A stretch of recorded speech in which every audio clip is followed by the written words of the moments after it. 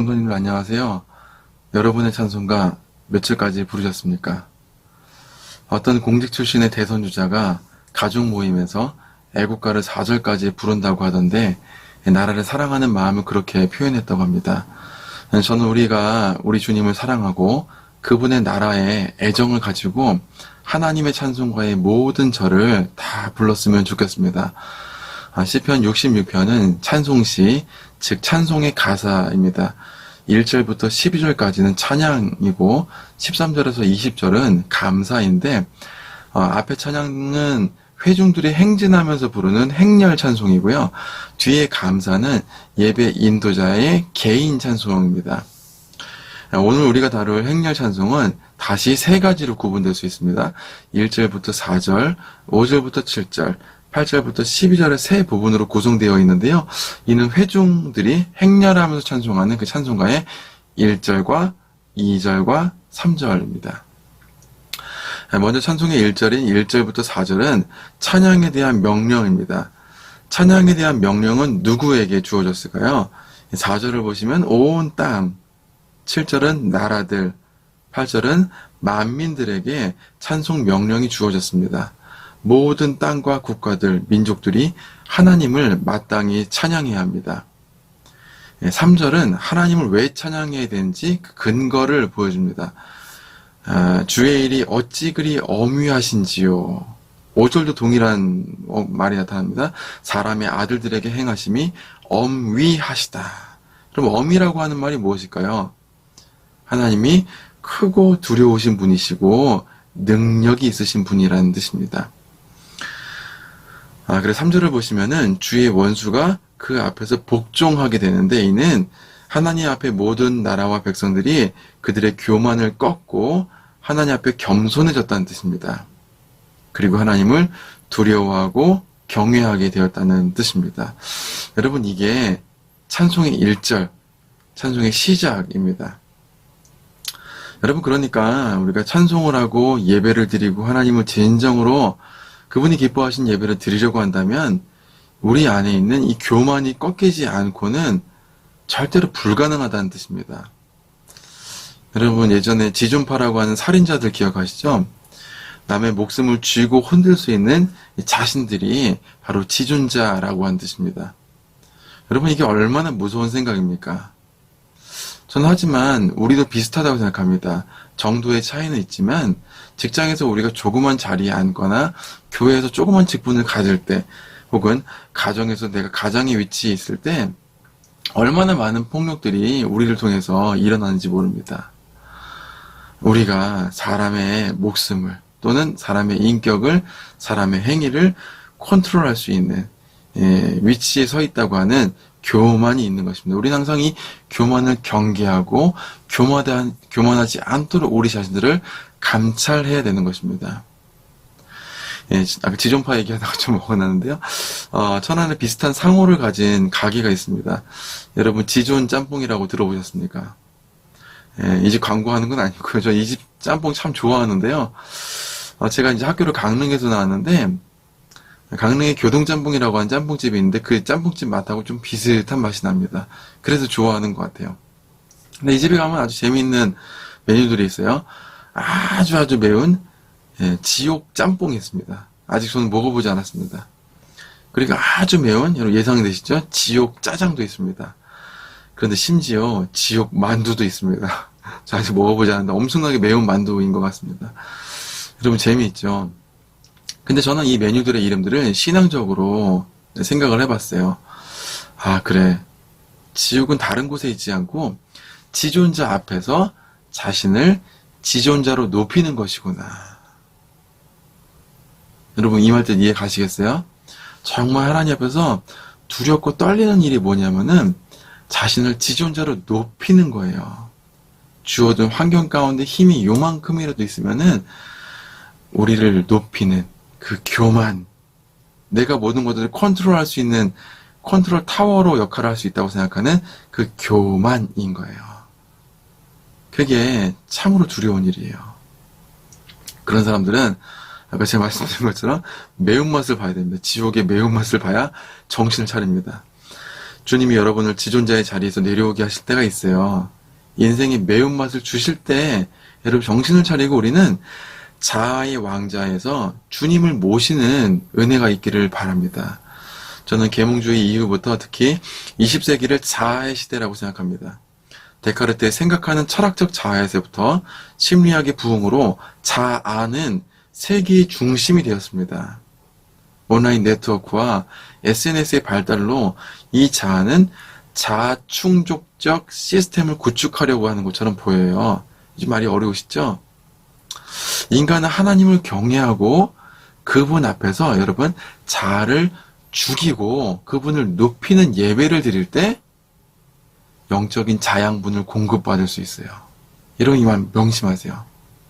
그런데 SNS는 계몽주의와 포스트모던이 낳은 이 자아라고 하는 괴물을 충족시켜 줄 것처럼 약속을 합니다.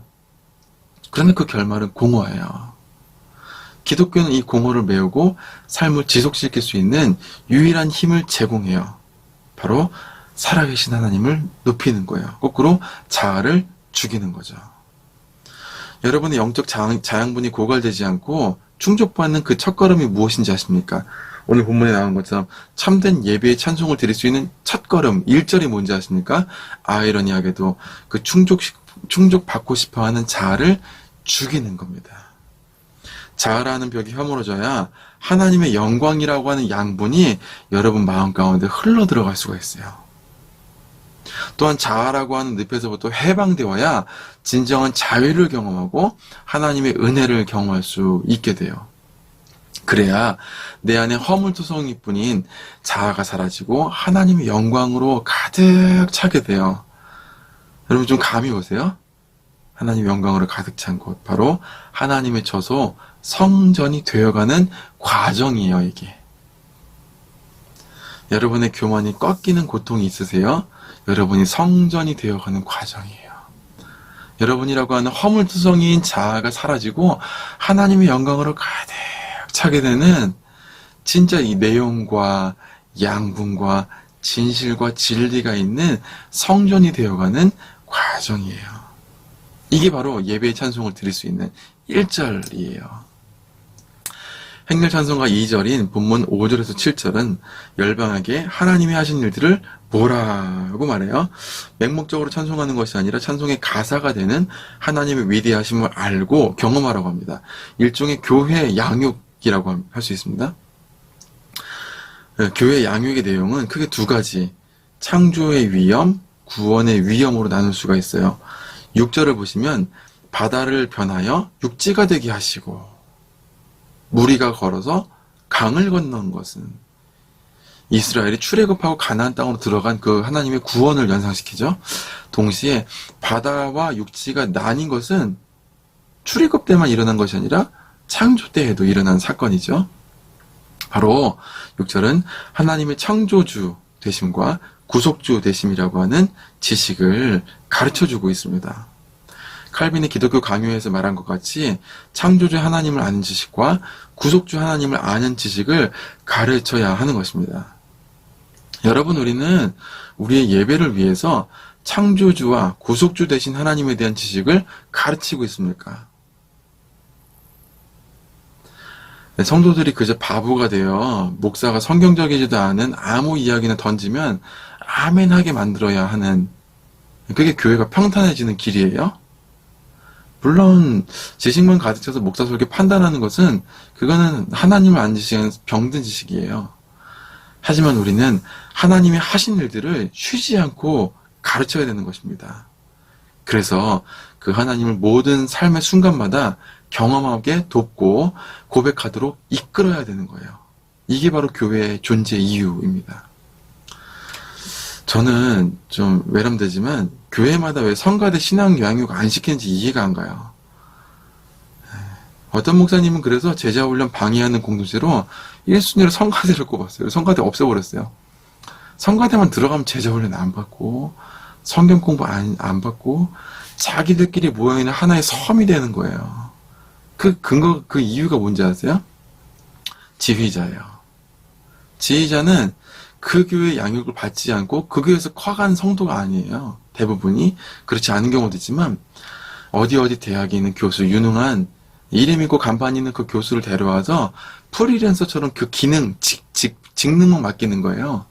그러니까 그 담임 목사 실의도 받지 않고 양육도 받지 않죠. 예배도 제대로 드리지 않아요. 보통 서울이나 다른 그런 곳에서 교수 생활하다가 주일날 예배 한 번 드리고 오후 예배 안 드리고 집에 가버리는 거죠. 빨리 올라가야 되니까. 자신을 전문가로 알고 교회의 양육을 받으려고 하지 않아요. 성가대를 단독으로 경영하려고 하죠. 물론 신실하게 교회 치유와 양육에 동참하는 분들도 계세요. 저는 그런 분들도 많이 봤어요. 그러나 저는 이 같은 현상이 죄송합니다. 목사 책임이라고 생각해요. 예배의 찬양을 하나님 위대하심을 고백하는 이 영적인 행위로 봐야 되는데 그냥 기능적인 행위로 보는 거예요. 실력만 좋으면 그냥 분위기를 잘 만들어서 자신의 설교 분위기를 연출하는 일종의 BGM, 백그라운드 뮤직처럼 만드는 거예요. 예배의 찬양 행위가 얼마나 중요한 행위입니까? 그 내용을 구성해야죠. 그 내용을 구성하는 것이 무엇입니까? 그 첫걸음이 신앙 양육이라고 하는 거예요. 창조주 하나님, 구속주 하나님. 양육이 없이는, 하나님을 아는 지식이 없이는 예배의 수준도 그냥 거기까지예요. 절대로 예배 수준이 높아질 수가 없어요. 저는 개인적으로 신학 수업을 받으면서 얻은 은혜가 바로 그거예요.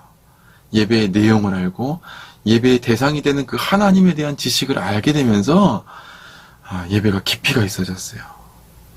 특히나 사도신경의 내용을 이해하면서, 제 전공 조직신학이지 않습니까? 그 교리적인 내용이 무엇을 담고 있는 거, 함의하고 있는 것이 무엇인지 알게 되면서 그 하나님을 삶 속에서 경험하고 예배 시간에 고백하니 그렇게 눈물이 쏟아지더라고요. 하나님의 은혜가 더 깊게 다가왔고 진심으로 하나님을 고백할 수 있게 되었어요. 이게 바로 451년 니케아 공회가 교회의 4가지 본질적 속성 중에서 사도성을 공식적으로 공인한 이유입니다. 교회는 하나님에 대한 고백을 가르치고 전수하는 공동체입니다. 가르치지 않는 교회는 스스로 교회라고 부르기 민망합니다.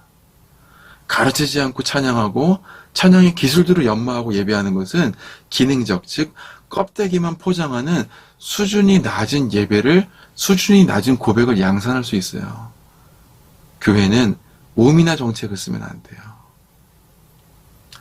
찬송 3절인 8절부터 12절은 하나님께서 하신 일들을 세상에 직접 증언하는 전도죠. 전도하고 선교하는 내용인데요. 그런데 놀라운 것은 세상에 대한 그 직접적 증언은 하나님이 주셨던 능력과 풍요가 아니었어요. 여러분, 옆집 분에게 복음 전하고 교회 다니라고 말 좀 하실 때 어떤 마음이 있으세요? 내가 좀 잘 되고 세상적으로 잘 풀리고 예수 믿고 좀 형통하고 부자가 되어서 옆집 아무개 아줌마 나 교회 다니더니 부자 됐어. 우리 자식들 좀 봐봐. 이렇게 얘기하고 싶으시겠죠? 그게 아니에요. 시편 기자가 지금 하는 말은 당신의 백성들을 사람들의 발 아래 두시는 고난이 세상에 증거하는 그 고백이었다고 말하고 있어요. 사람들의 냄새나는 그 발 아래 있었다는 것은 수치스럽고 저주스럽고 굴욕적인 삶을 뜻해요. 여러분 누구나 이런 삶을 살고 싶지 않아요. 여러분 자식이 이런 삶 생각만 해도 끔찍하죠. 냄새나는 발 아래, 발 받침대 역할을 하는 그 부끄럽고 수치스러운 삶을 누가 살고 싶겠어요. 그러나 그리스도인들은 세상으로부터 저주받은 그런 삶을 하나님의 연단의 시간이자 하나님의 훈련과 단련으로 받아들일 줄 아는 사람들이에요. 여러분 보세요. 10절에 보시면 사람들의 발 아래 거하는 수치스러운 삶이 은과 같은 연단이었다. 그렇게 표현하고 있어요. 놀랍죠, 여러분? 여러분의 고백은 무엇입니까? 하나님의 안정적인 직장 혹은 재산의 복을 주셨다는 그 고백이에요? 교회에서 적당히 봉사했는데 장로 달고 안수집사 다는 거예요? 그냥 아무것도 안 달아도 돼요, 여러분. 에? 그냥 성도가 최고예요. 최고 정체성이에요. 성도, 거룩한 하나님의 백성. 우리의 고백은 세상 속 치욕의 삶을 이 의로운 고난으로 뛰어들어가는 것이 하나님의 은혜라고 고백하는 거예요. 세상은 여러분 모가지를 꺾는 것을 죽음이라고 말해요. 더 이상 길이 없잖아요. 근데 우리는 그걸 연단이라고 해요. 참 속 터지죠. 여러분, 이것이 바로 우리의 자랑이에요. 나를 누르고 있는 냄새나는 발. 이것이 하나님의 최고의 연단이다, 이거예요. 이게 우리의 자랑이에요. 여러분, 우리는 오늘 본문 회중찬송가의 1절, 2절, 3절 중에 어디에 있습니까? 1절부터 3절까지의 찬송의 시작부터 양육과 고난의 연단까지 모든 찬송을 불러내는 여러분 되시기를 바랍니다. 그러기 위해서 인생의 매운맛을 볼 때, 사람들의 냄새나는 발이 여러분들을 밟고 있을 때, 직장 상사로부터 쿠사리 먹고, 집에서 부모로부터 인정받지 못하고, 가족들로부터도 소외되고, 교회에서도 헌금 많이 못하고 봉사 많이 못하고 그냥 찬밥 신세처럼 느껴질 때, 여러분 생각하세요. 나를 누르고 있는 그 수치스러운 발이 내가 진정한 예배자가 되게 하는, 하나님을 두려워할 줄 알고 내 자아를 죽이는 연습을 하고 진정으로 하나님의 영광만 고백하는, 그냥 부족한 그 허물 많은데 그 거지 같은, 그 누더기 같은, 쓰레기와 먼지와 같은 내 자신에 집중하지 않고 다 걷어내고 청소하고 내 마음의 성전에 하나님의 영광만을 고백하는 거룩한 처소가 되어가는 거예요. 그게 찬송을 드릴 수 있는 자격이 있는 사람들이에요. 여러분, 지금 냄새나는 발을 밟히고 있는 게 바로 그 이유라고 하는 거예요. 그 예배자로, 순전한 예배자로 성장하게끔 하기 위해서 하나님이 지금 섭리하고 계시는 거예요.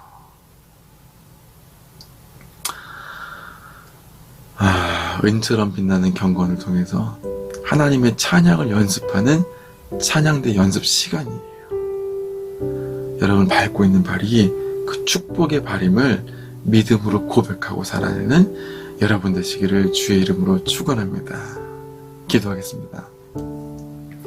하나님, 시편의 찬송을 보면서 찬송의 시작부터 그 과정과 끝절까지 모든 찬송을 불러내는 우리가 될 수 있도록 도와주시기를 간절히 바랍니다.